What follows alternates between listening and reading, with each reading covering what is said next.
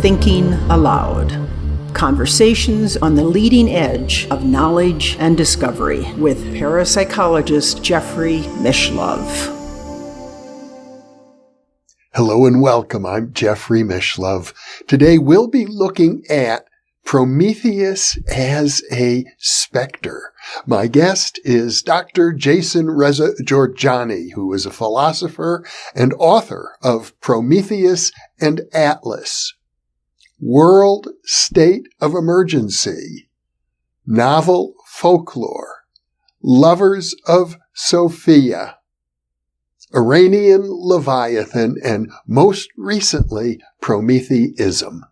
This is an internet interview, and now I'll switch over to the internet video. Welcome, Jason. It's a pleasure to be with you once again. It's always a pleasure to be with you, Jeffrey. We're going to be talking about Prometheus as a specter. And when I think of the word specter, it has so many different connotations. It could mean a ghost. I think you refer to it as a very unique ontological category, a way of defining what is real.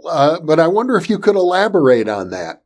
Sure. So the way in which I discuss Prometheus as a specter in my new book, Prometheism, is an elaboration of the concept of the spectral revolution from Prometheus and Atlas.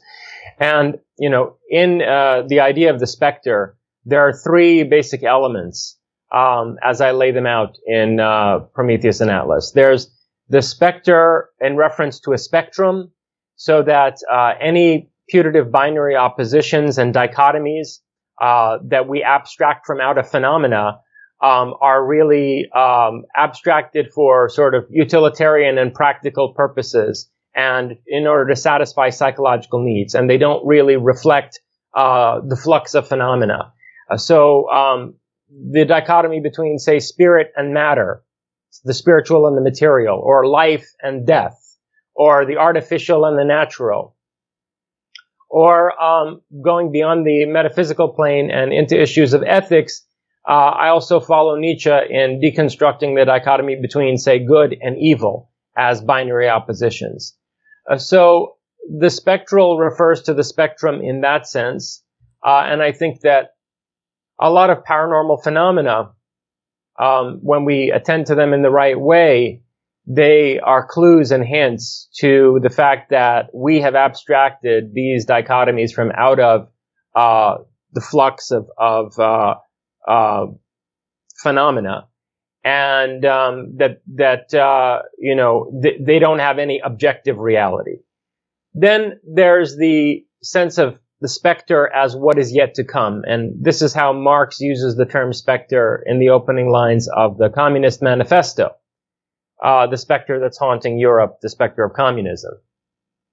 And the specter, as what is yet to come, signifies that, phenomena are a flux of becoming rather than static being, that we live in a world of perpetual change and of evolutionary becoming, rather than some kind of an absolute, eternal, and fixed being. So in that sense, it's very much affirming the Weltanschauung of Heraclitus as opposed to, say, that of Parmenides. And then the last sense in which I use spectral is most closely related to Prometheus, and that's the specter as a ghost. But I make a very specific argument about the sense in which Prometheus is a specter, which I hope to unpack in the course of this conversation. But in Prometheus and Atlas, in the chapter on the spectral revolution, my claim is that what Heidegger calls the essence of technological science, which has a teleology, it has an aim, a goal-directedness, as it unfolds throughout the course of history, as it shapes human history, this essence or spirit, the Geist, as Hegel would have called it, of techno-scientific development is really an expression of the specter of Prometheus. The characteristics of this development reflect the various aspects of the persona of Prometheus. and our being moved in order to develop technological science and transform both the natural world and human nature by means of it is a kind of daemonic possession where we are mesmerically captivated by the specter of Prometheus. And so what I'm calling us to do is to become conscious of this specter who has daemonically possessed us so that we can take more control over the ways in which it shapes the world, particularly as we approach the technological singularity. Now, I think it's useful to mention at this point that the conversation that we're having right now is the third in the series of conversations relating to your book, Prometheism. And I'm linking right now in the upper right-hand corner of the screen to the first two, because I think if you're viewing this conversation now, it'll be so much more helpful if you take a look at the earlier two, because just in a few sentences, you've referred to discussions that we had that lasted much longer. And I know the viewers will benefit from hearing the whole thing. Let me ask you this, though. You've used another word, I think, that deserves some unpacking, daemonic. Could you explain that a little more? Yeah, well, it's the term from which we get demon and demonology in the Judeo-Christian world. But for the Greeks, a daimon wasn't a malevolent spirit or a devil, as it were, that takes possession of you only in a negative sense, or basically interferes with your life with some nefarious intention. A daimon, as the Greeks understood it, was a motivating spirit, what the Romans later translated into Latin as genius. And so it is a kind of superhuman motivating spirit that unconsciously drives a person, potentially to make certain discoveries and elaborate certain innovations and so forth. And so I'm suggesting that Prometheus is functioning daemonically, not just on an individual level, but on a massive social scale, on a civilizational scale, I would say. And within the context of the one civilization that has colonized and dominated the entire planet, namely technological scientific Western civilization, what Oswald Spengler called the Faustian civilization. Prometheus challenged the authority of the king of the gods, the father god Zeus, and was punished for doing that. So I had a viewer who posed a question some time ago. What's the distinction between Prometheus and Satan? The satanic is an idea that only makes sense in a Judeo-Christian context. So I would say that the satanic, or the Luciferian, to put it in more positive terms, is an expression of the Prometheus archetype. It is an iteration of the Prometheus archetype. But by no means are all iterations of the Prometheus archetype Luciferian or satanic. So Satan is an expression of Prometheus in the world age dominated by Judeo-Christian religion. And frankly, by the way, by Islam, okay, because the satanic is as significant an idea in Islam. Shaitan, after all, is a Semitic word, which you find both in Hebrew and then in Arabic. And so the satanic, in these terms of Promethean rebellion and from an Abrahamic perspective, hubris in terms of the human self-confidence in the capacity to acquire knowledge and to develop technology and become self-sufficient. All of these characteristics are also qualities of Satan as he's described in the Islamic tradition. So the satanic, whether in Judeo-Christian form or in Islamic form, is an expression of the Promethean, but there are many other expressions of the Promethean besides the satanic, and the Promethean is much older than Judeo-Christianity or Islam. So one of the reasons why I've emphasized Prometheus in this, I don't know what you could call it, let's just say movement that I've launched with this book, is that the Promethean is not dependent upon the discourse of the Abrahamic revelations. It's older than them, and I think that it can also have a future beyond the demise of the worldview of Judeo-Christianity or Islam. We've already hinted at one of the primary characteristics of Prometheus is a rebel. He's not satisfied to accept the authority of whatever father god figure happens to be dominant in any particular epoch. But I know there are many other characteristics. Yes, we should probably start with the one that, basically defines Prometheus in terms of his name. And so Prometheus, comes from, it's a compound that comes from the idea of forethought in Greek. Basically, his name means forethought, the one who thinks ahead, who has prevision, and who allows us to make provision for the future. And in this word Prometheus, there's also a reference to the idea of mathos or mathemata, which is the root of the word mathematics. And basically, that's the idea of knowing things about what you know nothing about yet.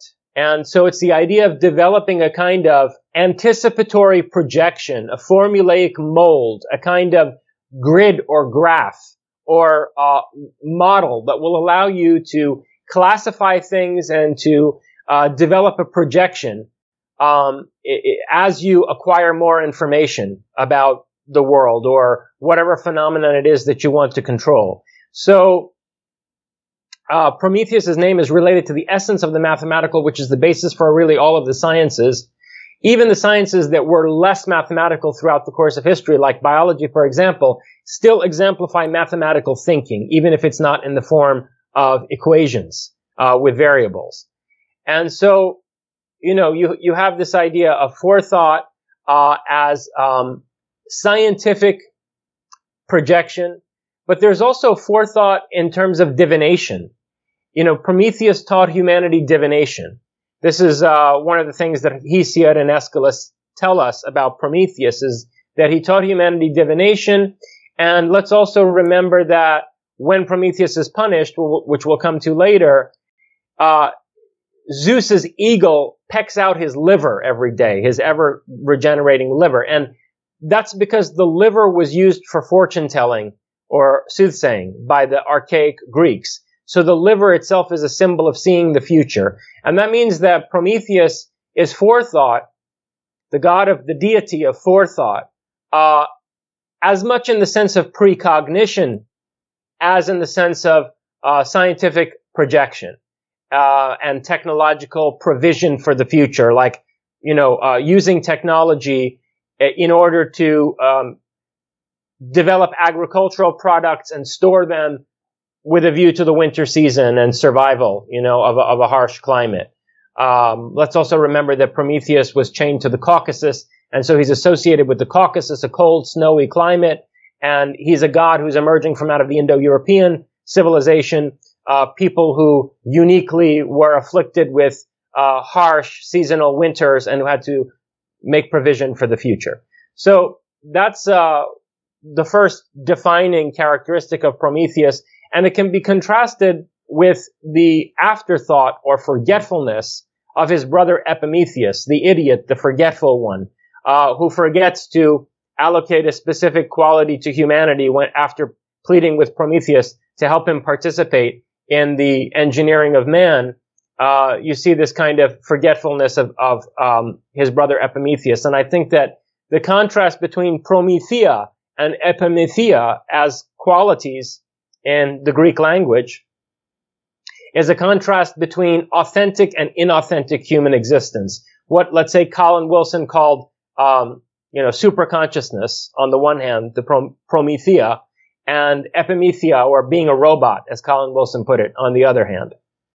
Now, if I understand correctly, Prometheus was a Titan, not one of the Olympian gods. In fact, the Titans, I think, were overthrown by Zeus, but obviously didn't go away completely. Isn't that correct? Well, that's certainly correct, and I want to actually dwell on that for a bit. But before we come to that, and I think that has a lot to do with the qualities of Prometheus as a trickster and a rebel, well, we'll come to it momentarily. One thing I wanted to add, though, in terms of the idea of forethought, is that, science fiction in general is Promethean. The first great work of science fiction, Shelley's Frankenstein, is subtitled The Modern Prometheus. And so science fiction in general is a sphere wherein you see many iterations of the Prometheus archetype. And I think that this particular quality of Prometheus, namely forethought, can be seen spectacularly in Isaac Asimov's Foundation, where, Dr. Selden's developing this idea of psychohistory, or a science of predicting the future, so that you can prepare for it better. And, he develops this foundation in order to prepare for the eventual collapse of the Galactic Empire and to undertake machinations that will shorten the Dark Age between the collapse of the Empire and the rise of a new galactic order. And if I understand Western history correctly, it seems that esoteric orders have been doing that throughout history, because, the Roman Empire collapsed, the medieval era collapsed, but there was always an esoteric current, often associated with Hermeticism, that survived and helped create a new renaissance each time. And it's worth noting that the first of those orders, namely the Pythagorean order, is arising from out of the same cultural milieu that I think led to the valorization of Prometheus. Because, Pythagoras studied for a dozen years in the capital of the Persian Empire. And there are a lot of aspects of the Prometheus archetype that reflect qualities of Ahura Mazda, the deity of Zoroastrianism. And we'll get into some of those. And what I suggest in Prometheus and Atlas is that it's not coincidental that Prometheus becomes this great tragic hero of the Greeks right after the Persian invasion of Ionia. And Aeschylus himself was a veteran of the Persian Wars.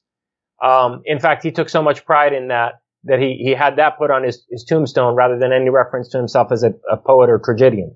So, and he was the author of The Persians, which he writes from a sort of sympathetic perspective, getting into the mind of Xerxes and the other Persian leaders that, the Greeks fought against. So I think it's not at all coincidental that we see a lot of similarities between Prometheus and Mazdai Ahura, or the wise Titan that Zarathustra sings about in his Gathas.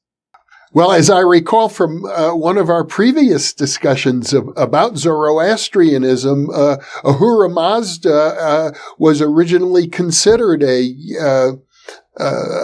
daemonic figure who got resurrected and became more positive in the light of Zoroastrian teaching. The Ahuras are Titans. They are in the Indo-European community. The ancient Iranians and the people who became the Indians were particularly close. They call them the Indo-Iranian peoples. And so what's referred to as the Ashuras in the Vedic pantheon, the Titans, are the Ahuras in the Iranian culture, the archaic Iranian culture. And so Ahura Mazda, or actually as Zarathustra calls him, in proper language of the Gathas, Mazdai Ahura means the wise Titan. And is it really coincidental that this wise Titan is associated with an ever-living fire, an undying fire, and that the chief attribute of this wise Titan is Sepanta Menu, or the progressive mentality, the future-oriented mind, the developmental or innovative mindset. That is the chief quality of Mazdai Ahura, or the wise Titan, who's symbolized by an undying fire in Zoroastrianism. So I think that this is essentially the same figure as Prometheus, albeit expressed in a more philosophically abstract form in the Gathas, less anthropomorphic. But it expresses the same aspiration. And one of the similarities here is that, Prometheus is not just a creator, a beneficent, benevolent creator who engineers humanity, but also a civilizer god. And, this is true of the spirit of Ahura Mazda, Spenta Menu, in Zoroastrianism. It's the civilizing force, the force of cultivation, of humanization.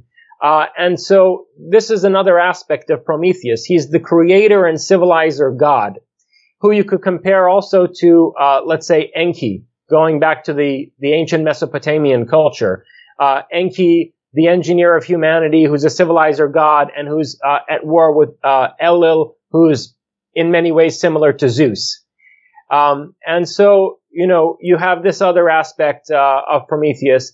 And this is to talk about demonization and, inversion of religious values. This is also characteristic of the fallen angels in Genesis and the book of Enoch.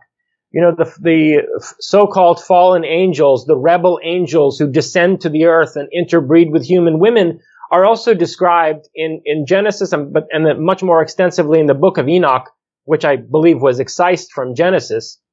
They're described as those who taught humanity all the arts and the sciences.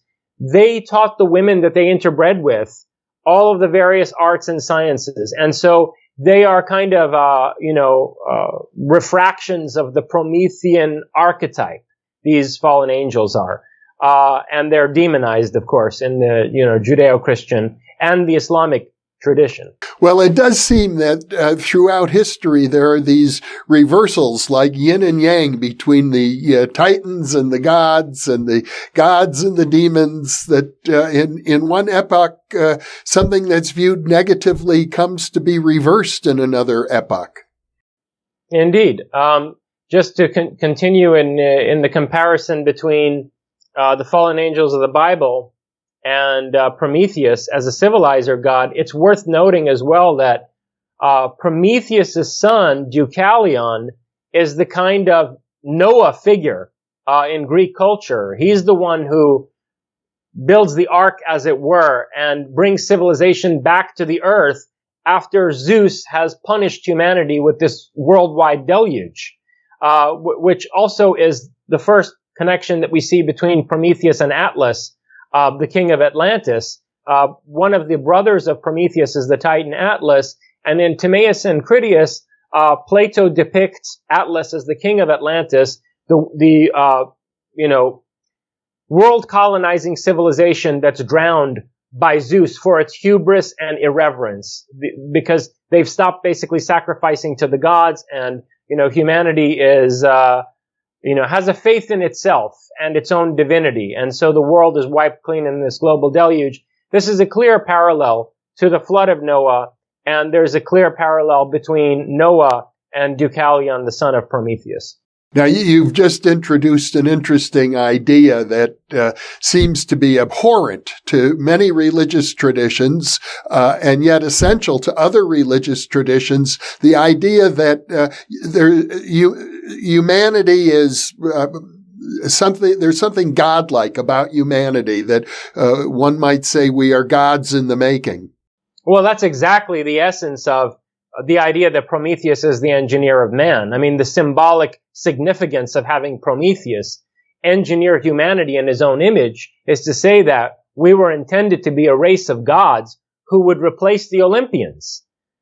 So this takes us, Karl Karenyi, by the way, a mythologist who is in the Jungian school of psychology, a kind of Jungian mythologist. Karl Karenyi wrote a book on Prometheus, where he identifies Prometheus as the archetypal image of human existence as such. In other words, we are made in the image of a deity, of a titan. And so Prometheus expresses the godlike potential of humanity. And, one of the one of the things that this brings us into is the whole question of the rebellion against the Titans, and then against the Olympian gods, where Prometheus plays a hand in both, right? So Prometheus, as the archetypal image of human existence, in a way is an anti-god. He's a deity who's an anti-god and who signifies the fact that humanity is itself divine and need not be in a position of servitude to any gods beyond itself. And so you see this in how, Prometheus schemes with Zeus to overthrow the Titans, because he thinks that Zeus is going to be a more beneficent and benign ruler than the Titans. And then quickly he's disabused of this delusion and sees that, Zeus is even more tyrannical in some ways than they are. And he schemes twice to outwit Zeus. First, in terms of the theft of fire, the gift of the light of science and the fire of the forge of technology to humanity. He outwits Zeus by stealing fire and the fennel stalk from Olympus.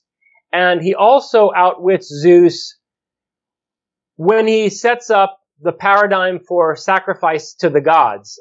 Prometheus, knowing that the Olympians are demanding sacrifices from humanity, Prometheus tricks Zeus by setting up two different sacrifices in front of him. And one is like a bowl where, marbled fatty meat is set over a bunch of bones that are concealed under the meat. And the other consists of a bowl of lean meat, an offering of lean meat. And Zeus accepts the kind of marbled fatty meat as the paradigm or prototype for sacrifices from humanity, not knowing that this fat is just on the surface and it's all bones underneath, and that Prometheus has saved the nourishing part of the sacrificed animal for humanity. And so this is another outwitting of Zeus after the theft of fire, and it's meant to signify the legitimate irreverence of humanity, that we ought not to be sacrificing anything that allows us to flourish to any gods above ourselves. And what these two examples show us, not just of Prometheus outwitting Zeus, but the fact that, to begin with, Prometheus schemed against his fellow Titans to bring Zeus to power. It shows us the aspect of Prometheus as a trickster and a thief. And so Prometheus is not an entirely positive archetype. Prometheus has this shady side to him where he is a trickster and a thief involved in machinations, and various, displays of guile and cunning. Ultimately, though, on behalf of humanity. And in this way, he's comparable, to other trickster figures, in various religious traditions. He's a kind of, mirror image of the Hermes Mercury, figure from the Olympian pantheon. But he could also be compared to, trickster figures in shamanic cultures like the coyote among Native Americans, who, for example, plays dead in order to then get the upper hand. And I think in the realm of science fiction, and this is going to be a very controversial statement, but in the realm of science fiction, for those who are familiar with the reboot of Battlestar Galactica, Ronald Moore's version of Battlestar Galactica, I think you can legitimately say that shifty Gaius Baltar, the designer of the Cylons, who later becomes this political and religious leader, is exemplifying this trickster quality of the Prometheus archetype. Isn't it the case that when we're talking about I think what Joseph Campbell might say, the many faces of God, the many deities and titans, that at a deeper sense, they're all a reflection, all of them, a reflection of one underlying reality. I mean, that's really the essence, I think, of monotheism. Well, actually, I would reject that. for a variety of reasons. I mean, but that would be a long discussion that we could have about monotheism versus, say, polytheistic paganism. And I am much more sympathetic to the pagan worldview because I think that, and this kind of takes us into the next aspect of Prometheus that I did want to talk about, which is revisiting the idea of Prometheus as a rebel. I think that monotheism and the kind of Joseph Campbell's position is consistent to some extent with the perennial philosophy and with traditionalism, capital T, with the idea of a Sophia perennis. I think that this view inclines itself toward tyranny and totalitarianism. And, even, the people with the most, how could you put it, a free-spiritedly New Age sensibility who are inclined toward a view that all is one, they are unwittingly subscribing to a kind of metaphysics and drawing certain ethical conclusions from an ontological position that can be turned around and used in order to cement an authoritarian or even totalitarian power structure. Whereas when you have a kind of panpsychic pluralism as your ontology, as the basis of your worldview, the way that William James did, when you admit that, okay, all phenomena are interpenetrating, Gautama Buddha was right to suggest that, there is a kind of entanglement of all phenomena where everything lacks an inherent essence because it can only be defined in terms of its relation with something else, right? And there's a dependent origination of all phenomena. Granted, okay, that is metaphysically legitimate. That's the way the world manifests. But that doesn't mean that there aren't multiple centers of force that are struggling with one another in order to manifest the cosmos. And so this kind of panpsychic pluralism, a pluralism of relatively independent and opposed forces in a dynamic tension, which I think is what you see in William James and going all the way back to Heraclitus and certainly in Nietzsche. This leads to a kind of pagan, polytheistic religious sensibility, which I ultimately think is a greater defense against tyranny and totalitarianism. And this would bring us to the idea of Prometheus as a rebel. Well, Prometheus is a figure that seems very much alive in modern culture. You mentioned the famous novel Frankenstein, but we see movies about Prometheus. We see illustrated novels about Prometheus. He's hardly, part of the dusty ancient Greek past. Oh, not at all. I mean, I would say in some ways Prometheus is the god who's most alive, and that makes perfect sense. Because, as I suggested at the outset, Prometheus is the specter of technological science, and it's world-inframing power, as Heidegger puts it, which is coming to a culmination as we approach the technological singularity. And so you see Prometheus all over, particularly American popular culture, and especially in science fiction. For example, Magneto in the X-Men, I think, is a very dangerously Promethean figure. I think that Magneto, in his will to rebel against the existing socio-political order, in order to protect the further evolution of this group of mutants, these mutants with psychical and biological capacities that are superhuman, Magneto is a kind of Promethean rebel who refuses to compromise with the establishment in the way that Professor X does. Professor X, who gets himself into business with the CIA and who's always looking for a way to compromise with the establishment. You see this figure all over popular culture, and I discuss examples of this in Prometheism.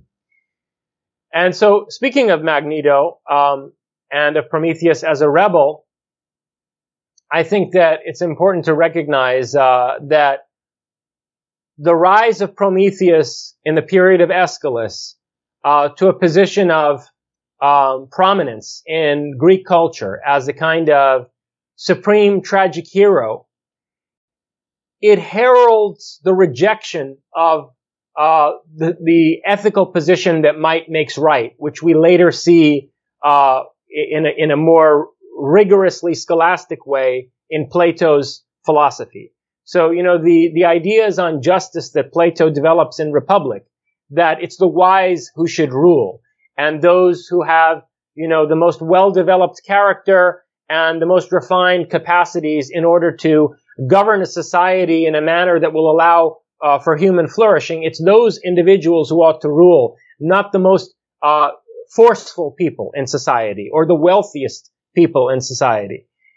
I think that position on justice that's developed in Plato's Academy where, by the way, there was a shrine to Prometheus, and they used to run they used to take torches lit in the fire of the shrine to Prometheus in Plato's Academy and run down into the city of Athens with them, with these torches. In any case, these ideas on justice that we see developed in classical Greek philosophy are heralded by the portrayal of Prometheus in the tragedy of Aeschylus, in the cycle of Prometheus tragedies written by Aeschylus, Prometheus the Firebringer, Prometheus Bound, and so forth. And so in these tragedies, I think what you see is the first development of the insight that there can be an ideal order of things. The world can be other than the way that it is. The way things are, and the way they appear to always have been, as traditionalists conceive of it, right? Social institutions are justified because this is the way we always did things. This is how it always has been. This is what we inherited from the forefathers. In the portrayal of Prometheus that Aeschylus gives us in his tragedy, we see the first conception of an ideal order of things, a kind of utopia, defined against the way things happen to be, and the way things were in the time of our ancestors. So the vision of utopia is the basis for Promethean rebellion, for Prometheus as the rebel against every form of tyranny, which is, not just the tyranny of a despot or of oligarchs, but also tyranny of the majority, where, a collective of people want to impose stagnation and conservative protection of various social institutions. They want to impose this kind of regressive state of affairs onto an innovative and visionary minority who, wind up being sacrificed for the sake of a stagnant majority. And of course, this brings us back to Magneto, who I think, is the rebel against the tyranny of the majority on behalf of a visionary and evolutionary minority. So Magneto is calling for a kind of evolutionary revolution, which is how I see the spectral revolution. In your recently published Prometheus Manifesto, you begin by basically issuing a declaration of war. And I gather that you meant it almost in the sense that the Muslims refer to jihad, that it's a kind of inner war against these constraints that you've just enunciated. I don't accept that characterization of jihad. I mean, this is a very liberal kind of, it's an insult to liberalism, I think, to call it liberal. It is a misconstrual of jihad based on later Sufi notions of spiritual struggle for the cultivation of one's ethical fiber. I think jihad was significantly reinterpreted later in the history of the Islamic world, particularly in Iran, by certain Sufi sages and Illuminist philosophers. So the sense that jihad had, as I see it, and I've studied Islam extensively in depth for many years, wrote my master's thesis on Islam and the question of universal human rights. And I see jihad in the sense that Muhammad meant it as exactly what I'm fighting against with my declaration of war at the outset of Prometheism. In other words, these kinds of persecutory religious crusades that are meant to forcibly convert populations to an authoritarian belief system that is based on revelation, meaning what God Almighty gave you from on high that you have to submit to. Islam, after all, means submission. This is exactly what I'm declaring war against at the outset of the Prometheus Manifesto and in the book Prometheism. And so I would say, actually, this declaration of war, to continue with the theme of Prometheus as a rebel, is a lot more akin to the declaration of the American Revolutionary War against the British Empire.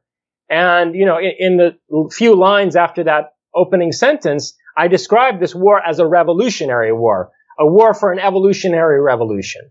And so, to me, the more proper historical analogy would be to the declaration of the American Revolution and of the Revolutionary War in this country.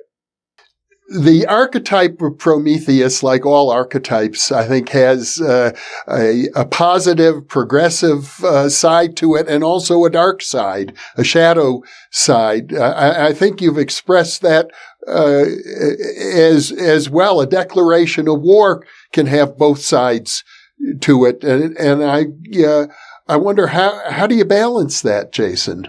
Well, I think one important thing to keep in mind, with a view to answering that question, is that Prometheus is also a martyr, and this brings us to, the last of the handful of defining characteristics of the Prometheus archetype, is that Prometheus is not just the first tragic hero. You remember Aeschylus really invented the genre of tragedy. So in his cycle of plays about Prometheus, he's presenting us with what is essentially the first tragic hero in history. But Prometheus is more than just the first hero of tragedy. He's more than just the first great tragic figure. He's also the first martyr god. He comes before Christ. He is a Christ. It's wrong to call him a Christ-like figure. Christ is a Prometheus-like figure. But I would say that Prometheus is a much more significant, much more, let's put it this way, internally consistent, cohesive, coherent vision of a martyr god than Christ. Because when Jesus is being sacrificed on the cross, he knows that in 3 days he's going to be resurrected by his heavenly Father. What kind of a sacrifice is this? When you know that, you're either the human incarnation of God or you're the Son of God, and, Jesus says on the cross, at any moment I could call for legions of angels to come and extricate me from this situation. But he plays along with this farce to have himself be executed. And then, with the knowledge that he'll be resurrected 3 days later. This is nothing compared to the sacrifice of Prometheus, chained to the rock in the Caucasus, with his ever-regenerating liver pecked out every day. This is an image of perpetual torture. It's like eternal damnation. In Prometheus's punishment, we're given the first image of eternal damnation, and it's an eternal damnation suffered by a deity, by a titan, by a god or titan, for the sake of humanity. So Prometheus sacrifices himself for his children. And I think that this is the most positive image of a martyr god that we have in all of human religious history, certainly more positive than the image of Ali or Hussein in the Shiite branch of Islam, although comparable in some ways to the cult of martyrdom and of sacrifice in Shiaism. So one important element in answering your question is that in this revolutionary war, self-sacrifice is really paramount. That, the one in whose name this revolutionary war is waged is one who first and foremost sacrificed himself for the sake of humanity. And, you see this reflected in various figures in the history of science and technology who, lived miserable lives while acting as benefactors of humanity. You saw this when Nikola Tesla was defunded and basically reduced to destitution by his investors who pulled out on him, J.P. Morgan and Westinghouse and so forth, who pulled out on him when they realized that the worldwide energy system that he was trying to develop is something that could not be metered and monetized. And this was, of course, in the age of, the discovery of petroleum and of Rockefeller as the first, magnate of the petroleum industry and so forth. And there was a killing to be made on oil and other non-renewable energy resources. And so Tesla was reduced to destitution and, misery for wanting to be a benefactor of humanity. You also saw this with Jack Parsons. Jack Parsons, the father of the American rocketry program, was badly persecuted for his sort of Luciferian theological beliefs and for his nonconformist way of life. He was stripped of his security clearance, marginalized, and then ultimately died under mysterious circumstances. And then finally, J. Robert Oppenheimer, who really underwent a crisis of conscience for his role in the development of the atomic bomb, and who was a profoundly spiritual man who read Sanskrit, like Tesla, who was very interested in, ancient Hindu mythology and various esoteric and occult concepts from the Vedantic tradition. Oppenheimer was prosecuted during the McCarthy witch hunt as a potential communist. So I think Oppenheimer is another Prometheus figure that you see in the history of modern science and technology.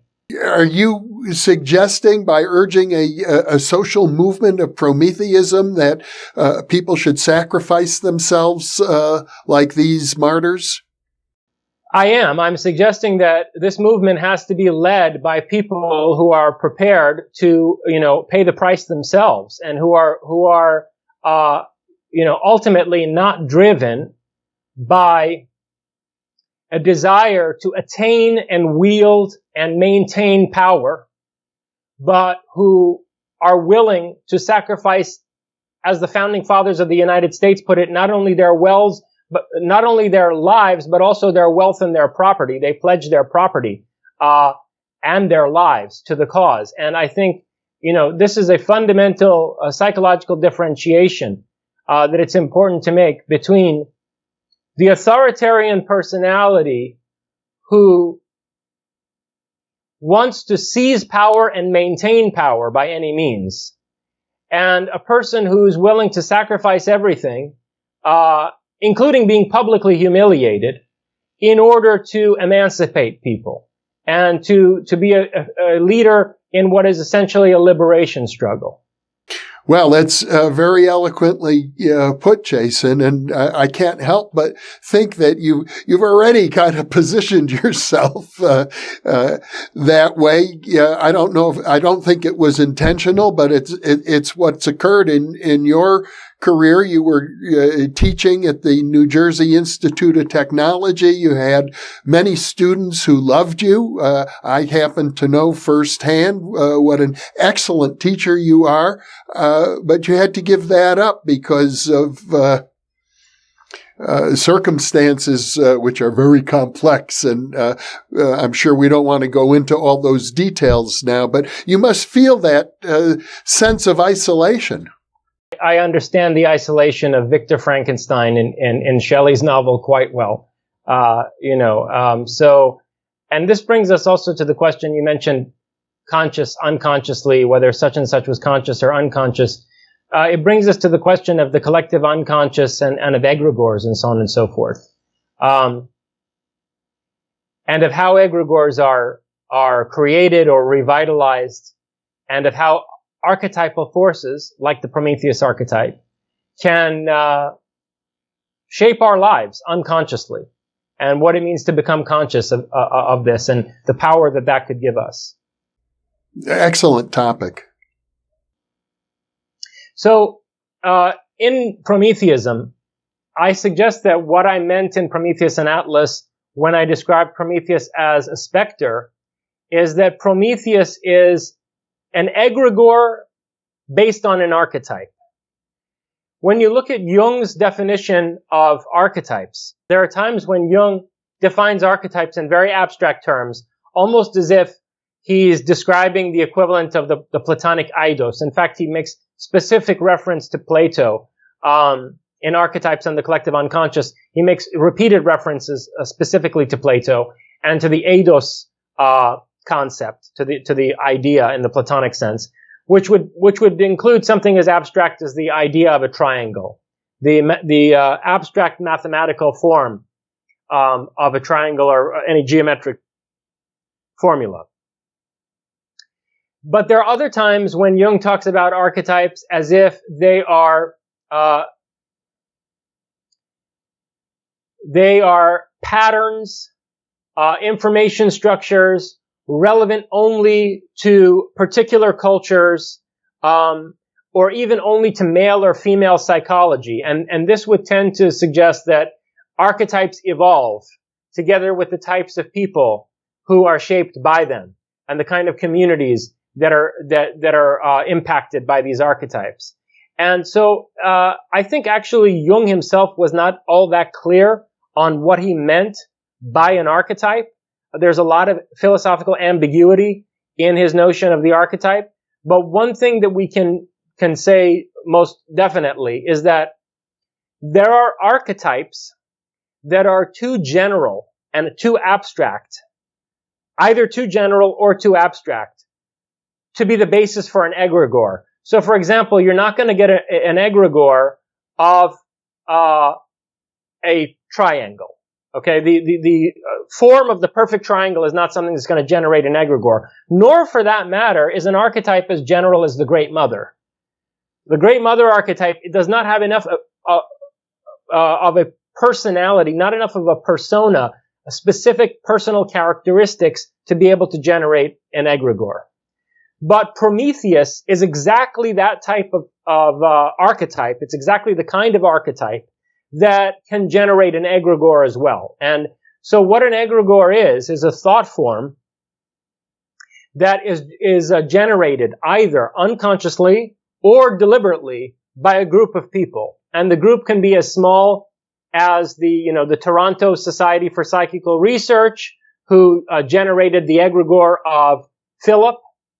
And in this sense, an egregore is much akin, as you've suggested in other shows you've done, it's much akin to the Tibetan notion of the tulpa, of a psychokinetic thought form which develops a certain degree of autonomy, and can cause effects in the world beyond the explicit control of the person or persons who generated this thought form. And that then, has to be, basically disintegrated through a great expenditure of effort if it proves to, be, a nefarious and malevolent force. Okay. If it gets out of control in ways that are nefarious, then, a lot of effort has to be put into, taking apart this thought form. And that may not even succeed. So, I think there are probably egregores that got loose, and were relevant to one or another society of the past and that are unfortunately still with us. But a really, important distinction to draw between the kind of egregore that Philip was, this tulpa produced by the Toronto Society of Psychical Research, a distinction between that type of egregore and Prometheus as an egregore, because just as there are archetypes that are too general or abstract to be able to be the basis for the formation of an egregore, there are egregores that are not archetypal in nature. I mean, Philip, he had a whole story made up for him by the Toronto Society for Psychical Research, some tragic love story that involved the death of his beloved, and who was accused of being a witch by this kind of, I think it was a Renaissance period, society that he was living in. Philip had a personal narrative that brought him to life for this group of psychical researchers. But he is not an expression of an archetype, whereas the Prometheus egregore has an archetypal significance and power that transcends the endeavors of any particular group of people to reactivate this archetype in the form of an egregore. Okay. I'm not quite sure where to go with that now. Well, let me add this, because that was a little bit all over the place. What I mean to say is this, that throughout the history of technological science and how it's reshaped the world colonizing force of technological science is already an expression of the Prometheus archetype. And so it's not as if, when I talk about Prometheus as a specter, I'm suggesting that we hold hands in a seance and we project an egregore of Prometheus. No, this force is already at work in the world. It is the force that is responsible for what Heidegger characterizes as the kind of autonomous quality that technoscientific development has, where it becomes increasingly apparent that modern technological science and industry has a kind of mind of its own, and it's having its way with us.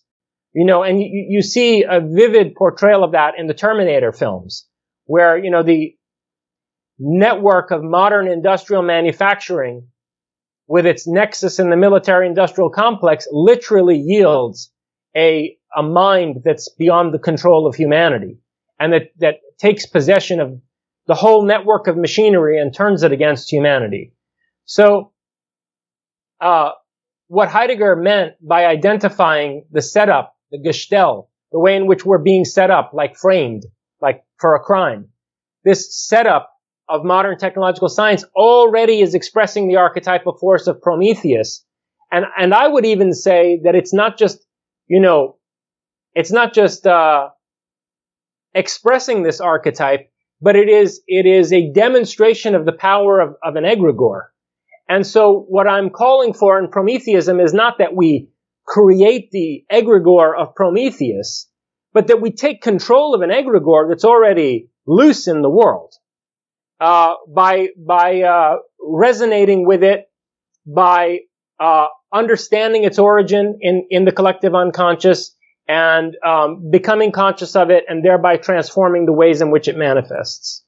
Now, as I recall from your manifesto, one of the enemies of Prometheism is fatalism. And it seems to me that many people feel a fatalistic sense that we have no control over this technology. It's going to move forward in spite of any ethical considerations or humanistic considerations that anyone might have it because of the profit motive. That's right. And so what I'm suggesting is that, and this is very much Frankenstein's monster on the loose in Shelley's novel. And so what I'm suggesting is that we take control of this specter. In Prometheus and Atlas, I interpreted the Frankenstein monster as a projection of the mad scientist's own psyche. That there are a lot of passages in Shelley's novel that suggest that what's really going on here is, a projection from out of Victor Frankenstein's mind out into the world. There are lots of ways in which the creature is described that imply it's more like a ghost than like, an organic entity that's been engineered on a laboratory table, as it seems on the surface of the novel. And let's remember that Frankenstein is an alchemist. Dr. Frankenstein is an alchemist. And the view of alchemy that's expressed in Shelley's novel is the most extreme view of alchemy. There were three positions, just to go on a tangent for a second. There are three positions on alchemy throughout the course of history. One was the church's position, which was that alchemy is demonic and can only degrade nature. The other was the position that was taken by most alchemists, like Paracelsus, Cornelius Agrippa, and Albertus Magnus, that alchemy is about perfecting nature, that there are certain potentialities in nature that can be perfected by alchemy. And then there was a third view, which is the Promethean view, that alchemy is about pushing beyond the limits of nature and of bringing unnatural creations into being that could not have been but for the will of man. And it's that kind of attempt to fashion homunculuses and golem and so forth that we see expressed in Shelley's novel. And so I'm suggesting that, that's the kind of dark alchemy that's been involved in letting this egregore loose in the world. And we as the alchemists on a subconscious level need to take back control of this egregore. And, it's very much, comparable to the, narrative in, Forbidden Planet, the monsters from the id, that are attacking this, scouting party of space travelers that have come to a planet where they find the ruins of an advanced civilization. And, they experience these, uncanny, events, poltergeist-like events, and, eventually they realize that, the force that's afoot here is a projection from out of the unconscious. It's a kind of monster from the id. And there's a much more contemporary example of this in popular culture in Ghostbusters. In a way, the Stay Puft Marshmallow Man is the ultimate egregore of the postmodern age. In Ghostbusters, there's a cult of Gozer worshippers who are trying to, it's a cult that was set up by a kind of mad architect and discredited medical doctor in the 1920s. And so in the 1920s, in Art Deco New York in the 1920s, these folks had summoned the egregore of Gozer, who's a kind of Mesopotamian god, an ancient god worshipped by the Hittites and the Sumerians. And their aim was to bring this god down onto the modern world in order to bring about an apocalypse. And this egregore survived the end of that group that brought it into being. This group of occultists, they become inactive, their members die off, and this egregore that was summoned in 1920s New York reemerges in the 1980s. And the Ghostbusters, have to confront this egregore. And what's interesting in terms of this quintessentially postmodern narrative is that what Gozer tells the Ghostbusters, there are two statements made by Gozer to the Ghostbusters that are very significant in terms of the Promethean archetype. And one is that Gozer asks the Ghostbusters, when they confront this egregore, he asks one of the Ghostbusters, "Are you a god?" And this character says, Ray Stans says, "No."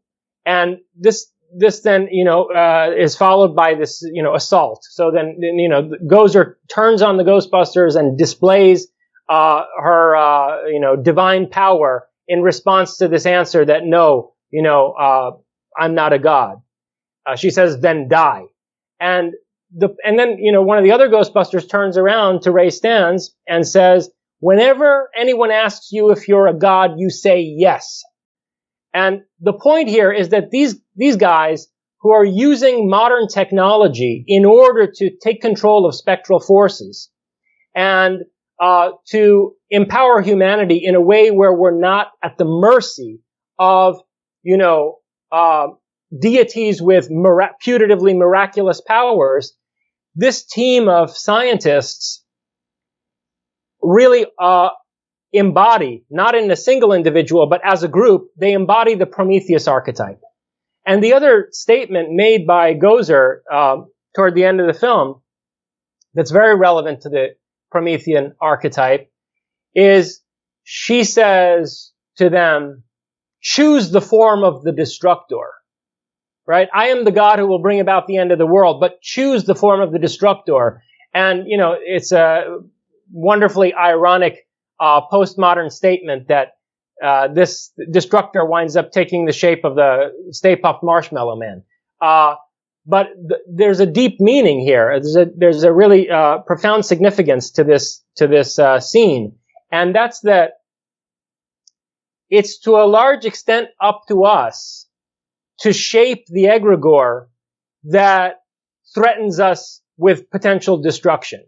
to reshape this egregore in a way that is potentially constructive and beneficial, or if not, at least into a form that we can more easily destroy, which is the Stay Puft Marshmallow Man, right?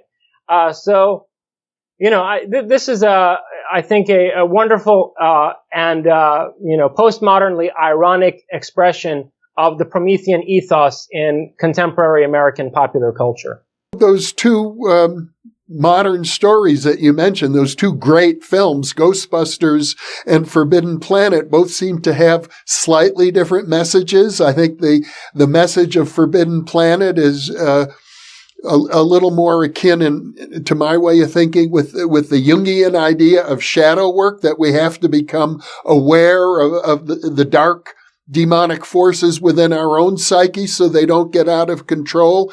But in Ghostbusters, that's not what's required. So where do you stand on that, Jason, with regard to the question of coming to terms with our own shadow? It's a question of how you define own there.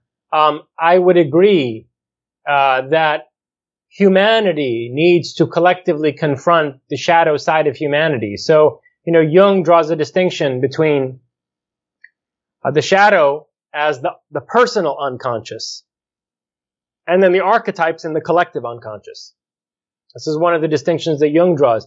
And so the shadow tends to refer to the id, to the personal unconscious. But certain archetypes in the collective unconscious can cast a shadow over whole societies throughout the course of history. And so, I don't think, these films are saying anything really fundamentally distinct. I think it's a question of emphasis, because, what's going on in Ghostbusters is a kind of recognition that, yes, we have to grapple with the shadow of our unconscious, but whole societies have the equivalent of a shadow being projected from out of their collective unconscious. And so there are confrontations between societies, between worldviews, between mythologies and theologies that need to take place on the way to humanity's collective achievement of total self-consciousness. On the way to the end of history as Hegel conceived of it, as a point where, the evolution of consciousness yields a entirely self-conscious humanity, which is no longer projecting these things unconsciously that wind up becoming sources of oppression and domination. And so, I think it's irresponsible to focus entirely on